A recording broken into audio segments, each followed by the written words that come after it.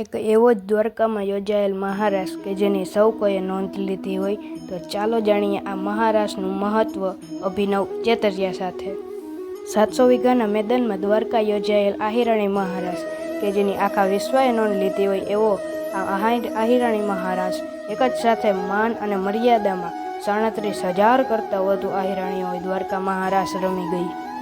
આ બાબતે સૌપ્રથમ મારા દ્વારા એટલે કે અભિનવ આહિર દ્વારા લખાયેલી કવિતા આપ સહુ માણો।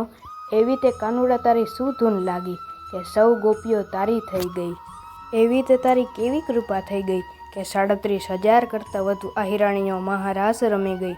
અનુભવ્યું હતું સૌએ કે તું હતો હાજરા હજુર મહારાસમાં, ને આજે પણ દ્વારિકા તારા વિના સૂની નથી થઈ, આજે પણ એ દ્વારિકા તારા વિના સૂની નથી થઈ। દ્વારકામાં યોજાયેલ મહારાસ જેમાં ભગવાન દ્વારકાધીશ સાક્ષાત હાજર રહ્યા હોય એવી સૌને અનુભૂતિ થઈ હતી। સૌપ્રથમ આ મહારાસની ઝાંખી ગુજરાતના અલગ અલગ શહેરોમાં થઈ હતી। ત્યારબાદ દ્વારકામાં 37,000 કરતાં વધુ આહિરાણીઓએ આ મહારાસ થયો હતો। દ્વારકામાં મહારાસનું આયોજન અમારા આહિર સમાજના સૌ વડીલોએ કર્યું હતું। મહારાસનું આ સુંદર આયોજન જોઈ સૌ કોઈએ મહારાસના વખાણ કર્યા હતા। દ્વારકાના મહારાસમાં દરમિયાન ગુજરાતના નામાંચિત કલાકારોએ તેમના સ્વરે સુંદર મહારાસના ગીતો ગાયા હતા।